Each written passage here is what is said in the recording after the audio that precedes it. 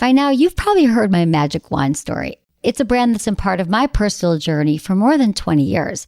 But no matter how many times I sing Magic Wand's praises, I'll never be able to fully capture the story of this incredible brand.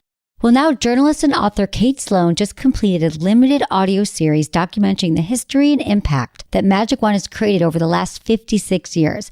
It's called Making Magic.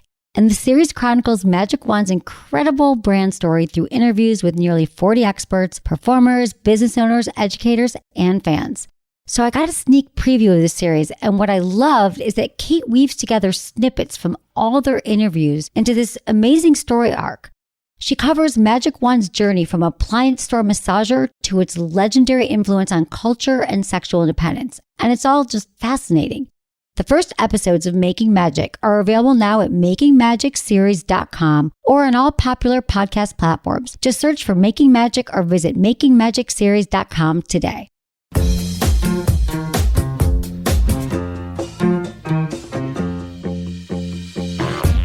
Desire and arousal, it doesn't just hit you over the head.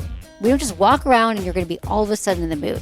I encourage you to look at your arousal cycles and think about what really gets you in the mood and make an effort to work on that anxiety and the stress. Look into his eyes. They're the eyes of a man obsessed by sex. Eyes that mock our sacred institutions. Bedroom eyes, they call them in a bygone day.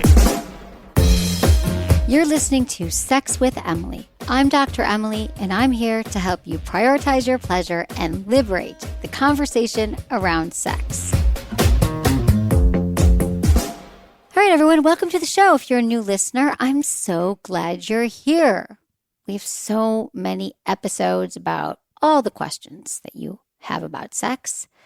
You can always email me feedback at sexwithemily.com or check out our website. We just refreshed it. You can send it through the Ask Emily form there.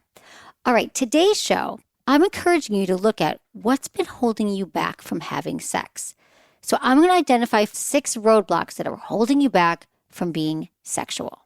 I mean, maybe you're too stressed or anxious or taking a medication that's dampened your libido. Maybe you don't want your partner to see you naked. Well, in this episode, I'm sharing practical tips on how you can overcome some of the most common barriers to sex. We all have our unique roadblocks, but I want us all to get into the growth mindset around sex. I'm also answering your direct questions about what to do if your wetness level is inconsistent during sex, the relationship between watching porn and cheating, how to handle a jealous partner, and what to do if your partner has a fetish, but lockdown has made it super challenging to fulfill his fantasy. All this and more. All right, intentions with Emily. For each episode, join me in setting an intention. I do it. I encourage you to do the same. So what I mean is when you're listening, what do you want to get out of this episode? It could be, wow, yeah, I've been really stressed and anxious lately and I don't want sex. How do I get in the mood again? Well, my intention is to lay out the roadblocks and see if you recognize yourself in any of them because remember, we all deserve pleasure. All right, enjoy the show. Before I get into your questions, I want to talk about the roadblocks to sex. What is getting in your way of being turned on, of wanting to be with your partner, or even wanting to be with yourself? Hey, masturbation is sex with someone you love. So I identified some common roadblocks, but first, I have an email, and this is what got me thinking about it. This is from Owen, 28 in Ireland. Hey, Emily, I'm a new listener to your show, all the way from Ireland, and I love it. Do you have any advice for me? I've been with my partner almost 9 years. We've been together since we finished school, and I love her dearly. However, lately, our lack of sex has really started to play in my mind. The sex has been infrequent over the last 10 years, and lately it's just been less and less. I am deeply in love with her. She's my best friend. We have a great relationship outside the bedroom. And for years, she's told me our sex life will be better once we have our own place, and now we moved into our own place since last October, and we've hardly had sex 10 times. We've talked so many times about it. I've done what you advised. I've expressed an honest, open, calm matter that I'm just not happy with our sex life. I've bought toys with her consent. I've tried to encourage her to mutually masturbate. No luck. Outside the bedroom, she agrees to new things, but we never do them. We generally have sex in just a few positions, After every talk, she always says she's going to make more of an effort, but nothing's changed. I'm out of ideas. Any help would be greatly appreciated. Thanks, Owen. All right, Owen, here's why this hit me. You've tried a lot of the things that I suggest all the time. Have communication with your partner outside the bedroom. Try to find out what she's into. Experiment with toys. And she's still finding herself not in the mood for sex. So this got me thinking, because I get so many emails from you. You know, this thing about mismatched libidos, one partner wants more, the other partner wants less. It's very common in relationships. So I thought I want to point out here are the 6 common roadblocks to sex and what you can do about them. See if you recognize yourself or your partner. Number 1, body image, insecurities, self-esteem, those negative beliefs about ourselves, whether it's, performance or appearance, that keeps us. Do you realize that how much worrying about your body and how you look in the bedroom keeps you from being present sexually? It just keeps us in this self-sabotaging loop. Now, we've all had moments, right? Sometimes we're worried about our body weight. I know that men are often worried about their penis size. If you want to know how I feel about that, we talk about it a lot on the show, but your penis is great the way it is. We worry that our bodies are lacking no matter what the body part is. And let me tell you about this, about our body shape. These are internal messages that we've subscribed to ourselves. We started telling ourselves these messages. Now, yes, maybe you had someone in your past that shamed you. That is true. We've all had moments maybe that people didn't make us feel good. But now, as an adult, you get to change that message. So, you might be leaving, I am bad because of your body. If you think that you are bad because of your body, that steals joy. And then it has you searching for external validation, which is like a joy zapper. Maybe you like sex in the dark, or you keep your bra on, or you don't want to take a shower with a partner. I mean, every time we set this barrier up with a partner that's keeping us from sex, we're keeping ourselves from intimacy, and we're keeping ourselves from pleasure. So how do we break the cycle of our self-esteem and not loving our bodies? I'll say it again. Stop following people on Instagram that make you feel bad. Put the boundaries around the messages that we're seeing. Now, this is a process. It doesn't mean that you wake up one day and you're like, I love my body. Think of it more like body neutrality than even body love. Look for positive, healthy examples of ourselves to reinforce the process of undoing the damage by society and others. And then you get to follow healthy people who emulate healthy beauty standards. I'm going to give you an exercise. It's called an exposure exercise, where you can walk around naked, give yourself a loving massage, look in the mirror, sleep naked, walk around naked, give yourself a loving massage. Masturbation, sex with someone you love. Once you start to masturbate in a healthy way, and I often have to encourage vulva owners to do this more than penis owners, but once you learn how to give yourself an orgasm, you're going to start to learn to realize how incredible your body is. Reframe your body from a loving perspective. I want you to stand in front of the mirror, and if you're looking at all these things that you hate about your body, I'm going to encourage you to say, my neck. I like my neck. I like my hair. I like my left knuckle. Replace the negative self-talk with positive messages. You can journal about it. You can keep notes in your phone. Because remember this, every single time we put up a barrier with our partners, we're just reinforcing a cycle of body negativity. And this is what's keeping you from feeling sexual, feeling sexy, and being in your body. All right, number 2, stress and anxiety. Who's not stressed these days? Am I right? We've all had experiences where we are super stressed, we're anxious. It could be work, our money, our job, our family. And what happens is when we're stressed and anxious, we experience more of a tightness in our body, and it literally stops the blood flow, especially if we're in our head, we're worrying and we're spinning and we're not connected to our body and quite literally to our genitals. Think of it this way. If you're in your head worried and anxious, the blood's rushing away from your genitals and going right to your head. And then that keeps us from being confident in our bodies, being intimate with our partners, makes it harder to orgasm. So how do you deal with anxiety? Now, you've heard all the anxiety tips, right? People tell you to meditate, to eat healthy, get better sleep, better exercise. All of that's important. I think we all have to figure out ways to work on our anxiety. And I can tell you, I don't think it ever goes away. We'll have periods that we're more anxious and less anxious. But the important thing is to remove this block. So what I want you to do for the anxiety and stress when it comes to sex, start to prioritize the sex life you have with your partner. How important is it if you're realizing now that stress and anxiety is keeping you from sex, and that's important to you? Do some research on your own and think about, when am I really turned on? When were the last 3 times you've had sex and I was in the mood? What was happening before that? What was the sex life that we were having that was the most enjoyable? And then think about it. Maybe you were really relaxed. Maybe you had a massage right before. Maybe you got back from a great workout. Maybe you'd been eating healthy for a while and you were feeling, more in your body. Maybe you guys were on vacation. Maybe that tells me you need some time to get away, get a hotel room. Desire and arousal, it doesn't just hit you over the head. We don't just walk around and you're going to be all of a sudden in the mood. So if you're someone who's highly anxious, highly stressed, I encourage you to look at your arousal cycles and think about what really gets you in the mood and make an effort to work on that anxiety and the stress. Number 3, the media. Okay, the media rarely shows accurate depictions of intimacy. Think about it. Even in Hollywood movies, it skips right over the foreplay, right over the safe sex. And a lot of these scenes really show consent, the starting and stopping, the funny parts of sex, when you get a cramp. And porn, don't get me started on porn. I sit there looking at porn going, that is just nowhere near reality. It's not teaching us how to be great lovers. Maybe it's making us feel bad about our bodies. And it's just not helpful. So in this case, I want you to just take a look and think, am I watching media, television? Do I follow people on Instagram that make me feel less than? Do I have a depiction about sex that's actually accurate?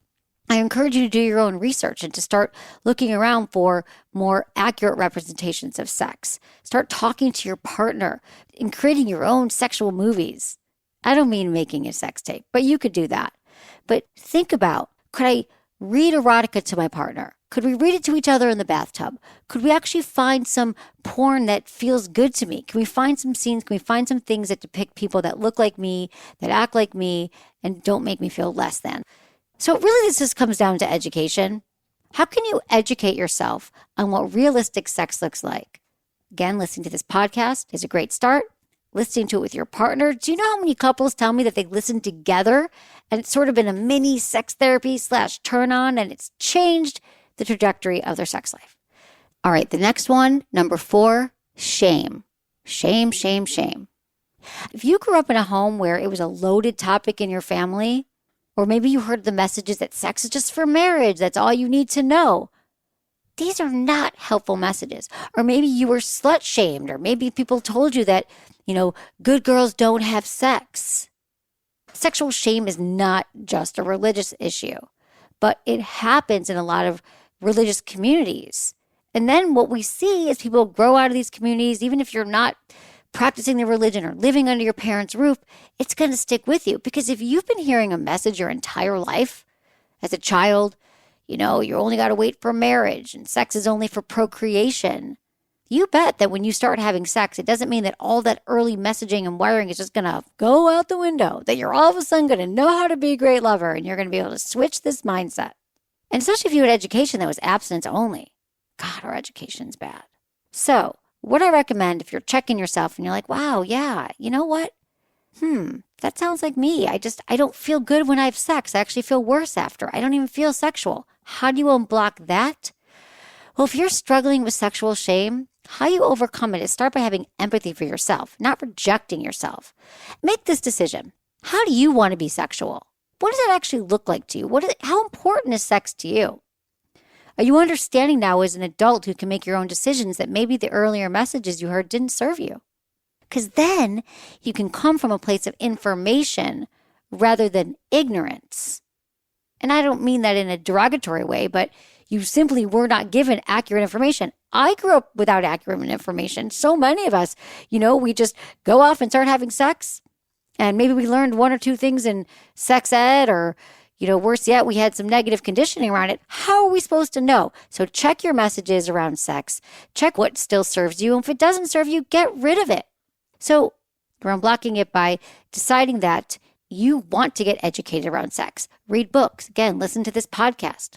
And I believe that it's only when a person accepts their sexuality as an aspect of themselves that's important and not something that's an external thing.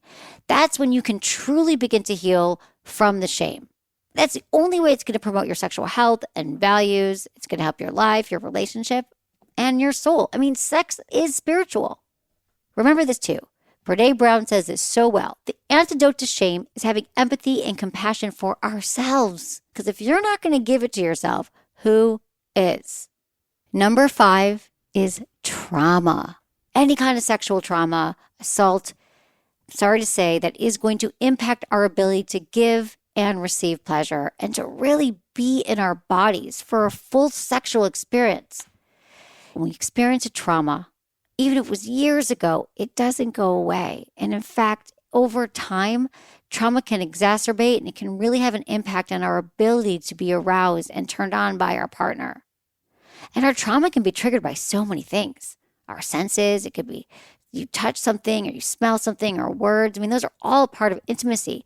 Also, if you've had a trauma and you feel that that is something that's holding you back, if you're with a trusted, loving partner, I would share that with them. I would let them know that when certain sex acts happen or you see certain things, that it triggers you and it makes you feel that you can't be sexual.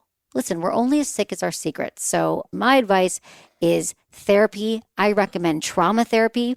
You could try a somatic-based therapy or EMDR therapy, which is eye movement desensitization reprocessing. It actually helps you rewire your brain around a certain traumatic experience. You can find more about it at emdria.org. That's EMDRIA.org. And finally, the final roadblock, your health and medications. I don't know why we go on medications and doctors don't tell us that there's going to be side effects.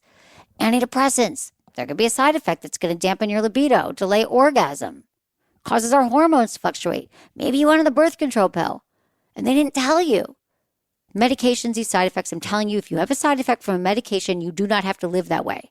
I understand if you went on antidepressant and now you feel happy, but you don't want to have sex. That's something we can work on. Go back to your doctor and let them know you're having a side effect, no matter what the medication is. There's so much they can do right now, so you don't just have to say, well, I guess I'm on a medication. I'm never going to have an orgasm again. No, you don't have to live that way. And remember, when we eat well, we exercise, we meditate, we take care of our bodies, we're going to be more in the mood for sex. It just works that way. We're going to have better blood flow. So I encourage you to look at these roadblocks. Did any of them speak to you? Have a growth mindset around sex. How can you pick just one of these and say, you know what? I'm going to start to take the first step. So going back to our email. Owen, what I was thinking of reading your email is listen to this with your partner. Can she identify any one of these that might be the reason? This is not to shame or make her feel bad, but she might not know why she doesn't want sex. If people knew why they didn't want sex, they'd start having sex again. And I'm telling you, I hear it every single day, not just in Owen's email, but people who just don't understand why, or their partner doesn't want it, or they want it more than their partner. So check out these roadblocks, share this with a friend, and I want us all to get into a growth mindset around sex. How can I grow just a little bit? Remember, nothing doesn't happen overnight. Let me know if I spoke to any of your roadblocks here. Of course, there's many of them, but I wanted to give you a jumping off point because that's what I do. I want to help you. All right, let me know. You can email me feedback@sexwithemily.com. After the break, I'm talking to Sammy, whose husband loves when she gets haircuts, but she can't go to the salon due to lockdown.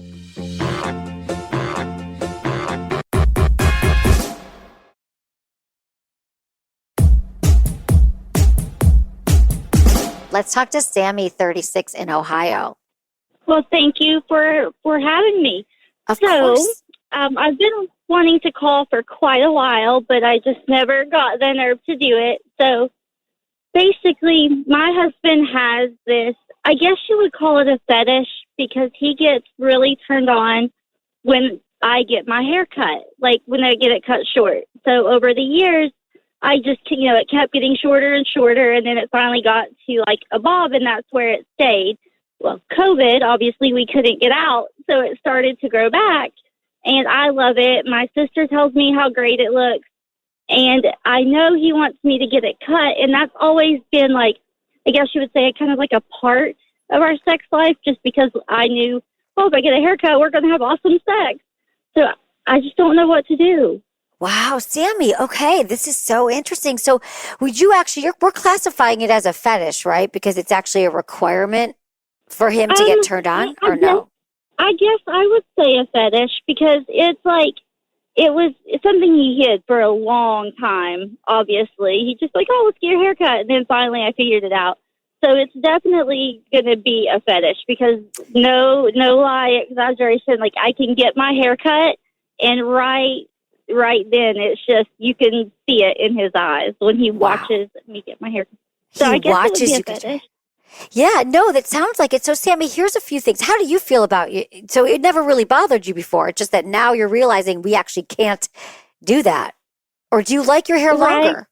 So, yeah, it never bothered me. And when I found out, like, to me, it was awesome just because, you know, like, when you care about somebody and you have that, like, he is 100% my soulmate.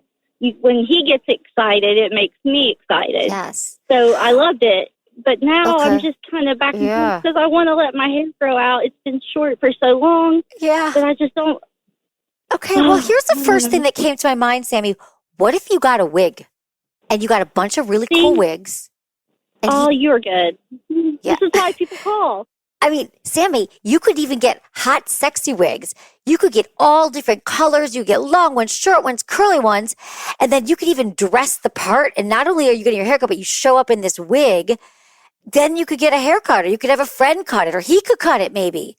And then it doesn't matter. But yeah, that's what I think. And now it becomes let's do that. He could even be the barber and cut your hair. And then he never knows who you're going to show up as. So that's what I think you should. Very true. Yeah. Make it a whole thing. Well, that's I my really idea. Appreciate that. That would make the biggest difference. Yeah, I think so too. You have to call me back though, Sammy. That's the only thing because I need to know if how this goes.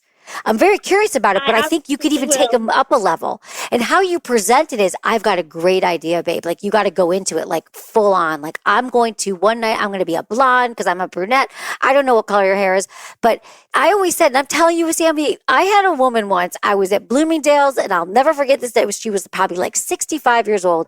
And I remember sitting there, and I said to her, I'm a sex therapist. She says, you know what? I've got a piece of advice for you. And I said, what? She goes, my best sex advice for you is to get a wig. And I was like, well, what do you mean? I want to hear more. She goes, because when you put a wig on, you're a different persona. And anyway, I think that just says a lot about like playing a different character. You might feel different too, Sammy. So anyway, try it out.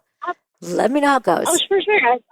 I will absolutely call you back and let you know. Thank you so much. Okay, you're so welcome. Have a great night. Thanks for calling, Sammy. We have Gary, 41, in New Jersey. Hi, Gary. What's going on? How can I help you? Hi, how you doing? Hi, good. Long-time listener. Dating someone new. She's about 12 years younger than me. Sex has been good. We get along great in person. We're together. Now she's got issues over my Instagram. I'm big on social media. I'm into fitness, bodybuilding, very fit. Got a lot of followers. I follow other people in the industry, other women in the industry, other fitness girls. And she's very jealous over that. She's freaking out now, saying I'm a pig. I don't want to be with someone like that. Disrespectful to me. You like their pictures. I'm liking it for the health, the fitness aspect. Yeah. She's looking at some jealousy. Of course. Well, that's her own thing that she's bringing to the table. How long have you guys been together? Almost 3 months. Okay. And she's 12 years younger, so she's in her 20s. You're 41. Here's the thing. This is very common. I think we need a name for this right now because this is a condition that's happening. Because you remember back in the day, you wouldn't know who your partner was. There wasn't anything like this. You didn't know who they followed or whatever, but you're doing it for work. But she's got some other insecurities that aren't coming from you. I'm sure she showed up like this, right? Maybe she was cheated on by a past partner. Maybe her dad cheated on her mom. She has some genuine mistrust. Yeah, that did happen. Her dad did cheat on her mom. No. Okay. Yeah. So she doesn't trust men. Divorced. And that's the work that she has to do. You're not doing anything wrong. It's part of your business. It's part of I would ask her, Gary, besides unfollowing everybody, what does she need from you to feel safe? Now, she could keep saying, unfollow these people. But you could say, besides that, because it's business, like you can't just, if I unfollowed all my other sex educator friends, they'd be pissed. They'd be like, why aren't you following me? Like, I get it. It's part of community. It's part of what we do. It's part of our business, having an Instagram, having social media. So she's has it's deeper not a business wounds. Though, I'm in finance. It's my career. I'm very into working out, compete, state champions, this and that, and coach people on the side. Right. So I try to build a brand. That's Got called it. building a Good. branding. Like you have a branding. Exactly. That's what it's all about. Exactly. I get it. It doesn't matter if it's your business or your brand or paying your rent. It's what you love. I get it. It's building a brand right now, and we do what we got to do. So what I'm saying is you really like her. It's still really new, Gary. It's only been a few months during a pandemic, and she's showing you who she is. I'm not sure that you're going to be able to convince her, because if it's not the Instagram, it might be something else. You didn't call me. You were flirting with the waitstaff. I mean, has she done any therapy around this? Has she gone to therapy and realized that these are her wounds from her childhood? I mean, because you can't, unless you love her so much that you want to unfollow all these people and stop having an active life on Instagram. You know, some people do that and they're cheating, right? Their partners find the DMs, they find the things, and then that is a problem. But I just think coming in after 2.5, 3 months together and saying you're going to cheat and you're name calling, and also to do it, she's doing it to protect herself because she's scared and she probably really likes you. Again, this has nothing to do with you, but maybe you could help her see that. But if she's got her mind made up and this is a deep wound, you could just say, what else, what can I do to make you feel safe? Is there anything else you need from me? Because what do you want to do, Gary? I mean, would you be willing to, I'm sure she's going to say unfollow everybody. Would you be willing to do that? Which I've started doing. I thought I did it, and now I'm blocked because Instagram is saying you physically are a bot and you're a machine, and blocking me now from doing anything. Oh, yeah, they do that. Well, that's really sweet that you did that. But Gary, it's not about you. Yeah, it's about her. But it's emotional maturity. So all I'm saying is she sounds like she's very controlling. I mean, if someone told me to stop following people or liking things, I would feel that was a sense of control. If I wasn't doing it, if I was like really invested in the relationship, it's just so frustrating because you're both coming at it with values that are very different or expectations. She expects that all men are cheaters. You're not that guy. So yeah. So I was trying to tell her you're putting your past, you're putting your past and punishing me for it.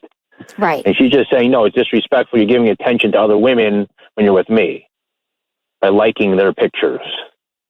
And like she's stalking me on Instagram, stalking everything. And well, it sounds frustrating, Gary, and I would have a talk with her. Just remember my tips for easy communication, timing, tone, and turf. Hopefully she can work through the issues at the root of that jealousy. Thanks for calling. I haven't done this in a while, so I thought it was time because we get so many incredible emails from all of you that you send to feedback@sexwithemily.com.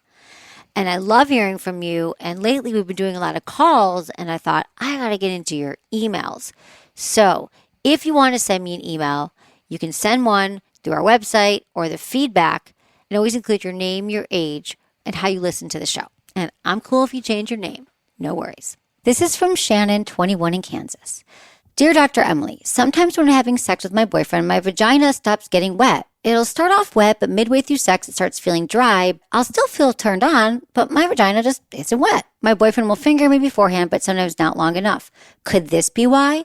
My boyfriend doesn't do much foreplay in general, but from time to time, he will finger me for a good amount of time. But even if he does, it doesn't stay wet. What do I do? All right, Shannon. First, I think the problem is education. This is why I'm a huge proponent of lube. Get some lube, just leave your lube out and just apply and reapply if you need to. Educate yourself and your partner, and just know that using lube is protective, first off, because then you won't have any, when we're dry sometimes we tear and we can get infections. Vulva owners are more likely to orgasm when we use lube, and I'm just a huge fan of it. And also, our wetness level, while it's important, isn't always an indicator if we're turned on or not. And in fact, different times of month, maybe it's your cycle. We can be more wet at certain times and less so in others. Sometimes we're wet at the beginning of sex, but we're not wet at the end. Everything you're describing, I think that many vulva owners have experienced. Your boyfriend, while he's putting a finger inside of you, you might need some other forms of arousal. You might need some kissing, and you might need some slow undressing. Maybe oral sex would be great for you. Because for so many vulva owners, the magic is happening externally. So sticking a finger inside of you right away isn't necessarily going to be what's going to keep you turned on. You might need some light touching outside on your clitoris, your labia. He could put a few drops of lube on his hands and start to rub you outside. Maybe that would really turn you on. So I think it's a combination of understanding that lube is your safety, just have it there, and also explaining to your partner that maybe you guys could experiment with other ways of pleasure and other ways of pleasing you, and then you get to learn when you're going to be turned on and most aroused. It's also not really safe for us to go right to penetration, whether it's with a finger or a penis. A lot of vulva owners need some patience. We need it to be slower. We want some care, and we don't want to just go from 0 to penetration. This is from Camrius, and he is 30. Dear Dr. Emily, I've been a fan of the show for almost a year now, and I've heard this topic come up before. Many do not consider porn as cheating, but what about paying to see OnlyFans content? Is that cheating? Okay, here's the thing about cheating. Every relationship, right? There's two of you in a relationship, let's say, you both get to decide what cheating is. What constitutes cheating? Is it talking to someone about an intimate issue? I typically don't think that watching porn is cheating because masturbation is part of a rich and healthy sex life. But OnlyFans is interesting because there's more interaction. If you're paying OnlyFans and you're paying a particular performer to do something or to interact with you, that sort of might be crossing the line. And if it's something that you're afraid to share with your partner, that leads me to believe that you yourself might not feel that great about it. What is it that you're getting from OnlyFans that you don't think that you can get from your partner? So again, I think that having a healthy conversation, if you're in a relationship with someone that you feel close and intimate with, it's so freeing to be honest. It's so freeing to be open and say, hey, I've got this OnlyFans account. And sometimes I flirt with this person and I pay some money to her account. But I want you to know that it fuels my fantasy and my desire for you even more. So what it's doing for me is actually helping me be a better lover to you. So I think that this could be tricky for some people. Now, there are people you could date that'd be like, do you, boo? Like, pay for whatever you want. Our sex is awesome. I don't care what you do when we're not together. So I think if you're asking me, you got some guilt around it, then you might need to want to look at yourself and say, why am I paying for this? What am I getting from it? And is anything that I'm getting from this stranger something that I could actually be getting from my partner? So take a look at yourself and take a look at the health and the honesty that's going on in your relationship. All right, thanks for the email. That's it for today's episode. See you on Tuesday. Thanks for listening to Sex with Emily. Be sure to like, subscribe, and give us a review wherever you listen to the podcast.